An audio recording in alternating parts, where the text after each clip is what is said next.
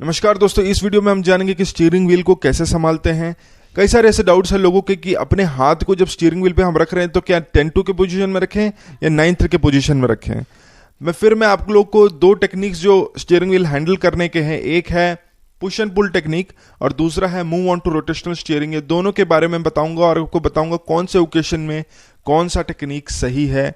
क्या हर जगह पर एक टेक्निक सही है या दूसरा टेक्निक सही है, मैं आपको बताऊंगा। उसके अलावा हम जानेंगे कि कैसे जज करें, कैसे जाने कि अभी पहियों का पोजीशन कहाँ है स्टीयरिंग व्हील के पोजीशन के हिसाब से। कई सारे जगह पर पार्किंग में खास करके ये दिक्कत होती है कि हमको मालूम नहीं होता व्हील का पोजीशन कहाँ है, फिर बार बार बाहर चेक करना पड़ता है कि स्टीयरिंग व्हील का पोजीशन सही अलाइन करने के लिए। उसके अलावा मैं आप लोगों को एक डेमो दूंगा इस वीडियो में, और डेमो के हिसाब से जब मैं स्टीयरिंग व्हील को घुमा रहा हूँ उस हिसाब से आप देखें कि अलग अलग सिचुएशन में किस तरह से स्टीयरिंग व्हील को घुमा रहा हूँ। ठीक है, तो वीडियो शुरू करते हैं। अगर आप इस चैनल पर नए हैं तो मैं आपको बता दूं, इस चैनल पर car driving tutorials, car reviews, car repair videos और लेटेस्ट न्यूज़ अपडेट्स आते रहते हैं। तो आपको सब्सक्राइब करना और बेल आइकन प्रेस करना बनता है। ज़रूर सब्सक्राइब करें और बेल आइकन ज़रूर प्रेस करें। दोस्तों, सबसे पहला डाउट लोगों को आता है कि 10-2 के पोजीशन में हाथ को रखना चाहिए या 9-3 के पोजीशन में रखना चाहिए। 10-2 के पोजीशन का जो ट्यूटोरियल आप देख रहे हैं, वीडियोस जहां पर बताया जा रहा है कि 10-2 के पोजीशन में रखने के लिए, तो मैं आपको एक चीज़ बता दूं, ये पुरानी ट्यूटोरियल्स हैं। ये उन कार्स के लिए रिलेवेंट है जो पुरानी होती थी, जिनमें पावर स्टीयरिंग नहीं होता था, और उन कार्स में आपको 10-2 के पोजीशन में रखने पर आप आराम से स्टीयर भी कर सकते थे और उनके एयरबैग सेफ्टी जो भी है वो खुल जाती थी। लेकिन आजकल की कार्स में जिसमें पावर स्टीयरिंग है, जिसमें मॉडर्न इलेक्ट्रॉनिक्स हैं, वहाँ पर आपको 9-3 के पोजीशन में गाड़ी को रखना है, क्योंकि उनकी स्टीयरिंग व्हील छोटी होती है। और नई कार्स में 9-3 पोजीशन रखने पर आपके जो एयर बैग है आराम से खुल जाते हैं और आपके हाथ बीच में नहीं आती है। तो इसीलिए 9-3 के पोजीशन में अपने हाथ को रखें, 10-2 के पोजीशन में ना रखें। मॉडर्न कार्स में, पुरानी कार अगर आप चला रहे जिसमें पावर स्टीयरिंग भी नहीं है, तो हाँ, वहाँ पर आप 10-2 के पोजीशन में रख सकते हैं। ठीक है, अब दोस्तों चलते हैं दो कैमरा व्यू में। दो कैमरा व्यू में देखने की कोशिश करते हैं जब आप स्टीयरिंग व्हील को घुमाते हैं तो व्हील का अलाइनमेंट कैसे चेंज होता है। पिछले पहिए को भी देखें, आगे के पहिए को भी देखें। ठीक है, चलिए दोस्तों।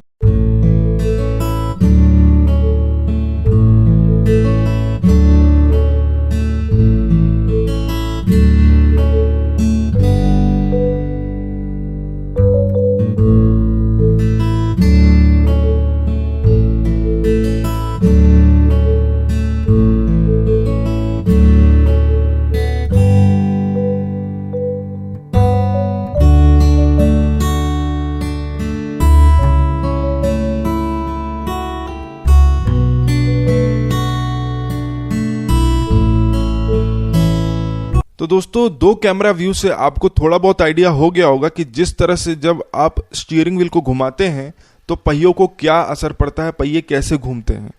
ठीक है, जिस पोजीशन में आप रहते हैं, अपनी स्टीयरिंग व्हील अब जिस पोजीशन में आपकी रहती है, 3 स्पोक्स की स्टीयरिंग व्हील यहाँ पर मैं यूज़ कर रहा था, तो जिस पोजीशन में रहती है तो उस हिसाब से किस तरह से पहिए घूमते हैं वो आप लोगों ने देख लिया होगा। अलग अलग पोजीशन में अलग अलग तरह से जिस तरह से स्टीयरिंग व्हील को घुमाने पर व्हील अलाइन होता है वो आप लोगों ने देख लिया होगा। 2-3 बार और देखें ताकि आपको पूरा पिक्चर मिल जाए कि भाई इस तरह से स्टीयरिंग व्हील काम करता है।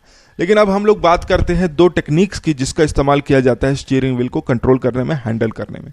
पहला टेक्निक है पुश एंड पुल टेक्निक और दूसरा टेक्निक है move on to rotational steering. कुछ यूट्यूबर्स और कुछ ऑनलाइन ट्यूटोरियल्स अगर आप देखें तो वो लोग बताते हैं पुश एंड पुल टेक्निक के बारे में, उसको रिकमेंड करते हैं। कुछ लोग बोलते हैं रोटेशनल स्टीयरिंग के बारे में। तो देखो दोस्तों, पहली चीज़ बता दूं, पुश एंड पुल टेक्निक जो है वो क्या है।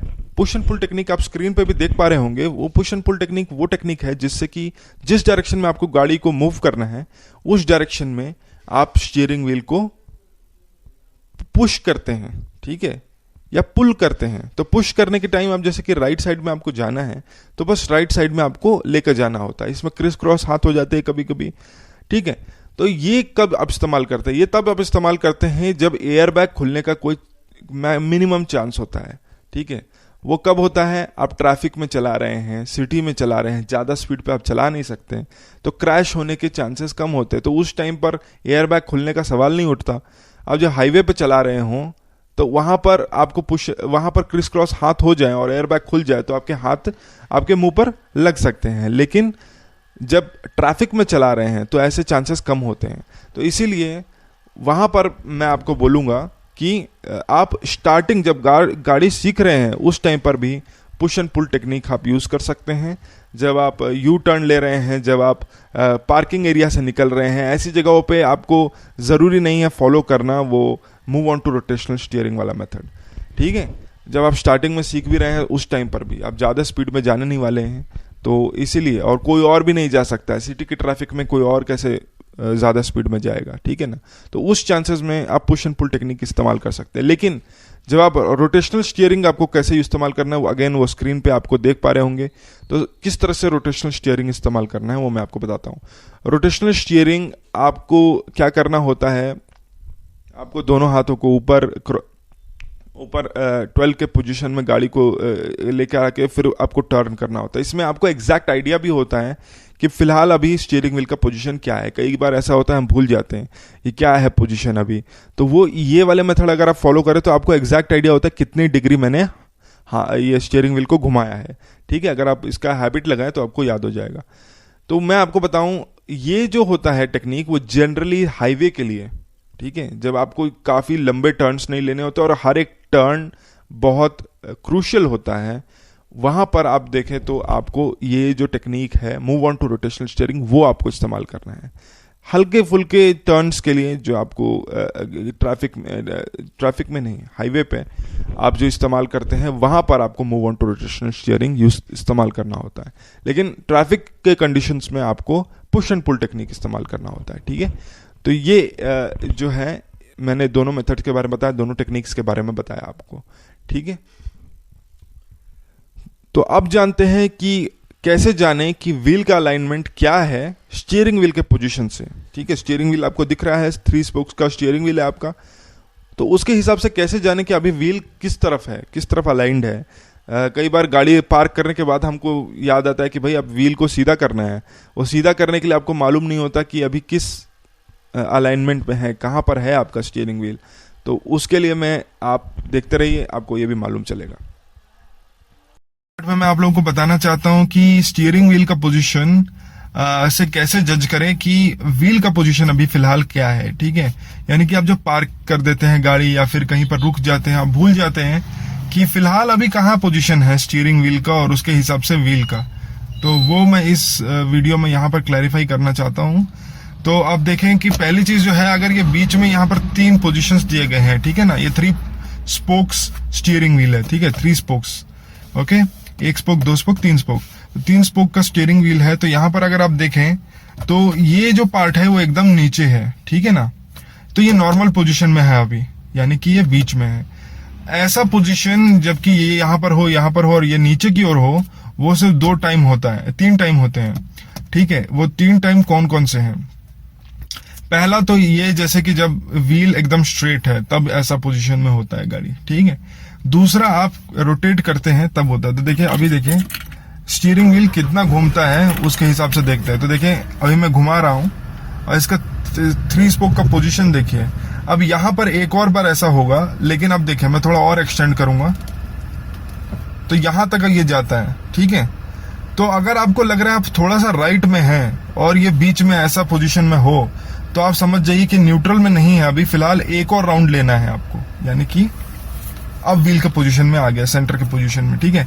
और अगर आपको लेफ्ट में है, थोड़ा सा लेफ्ट, आपको पता है कि लेफ्ट में मैं ले चुका हूं और यहां पर पोजीशन हो, तो आप समझ लीजिए कि एक बार ऐसे करना है, ठीक है।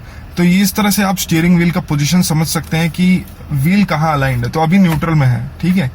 उसी तरह अगर आप लेफ्ट जाएं और फिर यहाँ करें तो ये मैक्सिमम लेफ्ट हो सकता है, इतना ही घूम सकता है लेफ्ट में मैक्सिमम, ठीक है। यू टर्न लेने के टाइम, एकदम एक्सट्रीम लेफ्ट लेने के टाइम ये आपको यूज कर सकते हैं, ठीक है। तो अभी फिलहाल अभी भी लेफ्ट पोजीशन में है, ठीक है, लेकिन अभी आपको 360 डिग्री एक और बार घुमाना है, ठीक है। तो आपको टोटली पता चला 360 डिग्री घूमने के बाद फिर यहाँ पर 270 डिग्रीज घूमता है, ठीक है। तो ये इसका यहाँ पर आप अलाइनमेंट समझ सकते हैं, इस तरह से आप समझ सकते हैं। वरना कुछ लोग क्या कहते हैं, कुछ लोग कुछ रेड लाइन या कुछ ड्रॉ करते हैं, आप हॉर्न वगैरह का पोजीशन वगैरह से भी आप समझ सकते हैं, जज कर सकते हैं। लेकिन आपको इन जनरल इसी तरह से समझ में आता है, ठीक है ना। तो ये है इसका, जब यहाँ पर है तो ये अभी फिलहाल एक और 360 डिग्री घूमना है आपको, ठीक है ना। तो ये 3 स्पोक का पोजीशन समझिए, ठीक है, इसके हिसाब से आप समझ सकते हैं। स्टीयरिंग व्हील को हमेशा 9-3 के पोजीशन में, ठीक है, एक यहाँ और दूसरा यहाँ आपका हाथ रहना चाहिए। उससे क्या होगा कि आप सेफ रहेंगे, क्योंकि जब एयरबैग अगर खुलते हैं आपकी गाड़ी के, एयरबैग जब मुंह पर आएंगे तो आपके अगर यहाँ पर आपके हाथ हो, आप यहाँ पर हो, तो वो एयरबैग के साथ आपका हाथ मुंह पे हिट कर जाएगा, आपको चोट लग जाएगी। इसलिए 9-3 के पोजीशन में गाड़ी को चलाएं, ठीक है। यहाँ पर एक हाथ, दूसरा एक हाथ, और देखिए हॉर्न भी बगल में ही होता है, तो हॉर्न आप प्रेस यहाँ पर इजिली कर सकते हैं, ठीक है। तो ये सिंपल सा ट्रिक मैंने आपको बताया। इसके अलावा बाकी स्टीयरिंग व्हील के टिप्स तो फॉलो होंगे।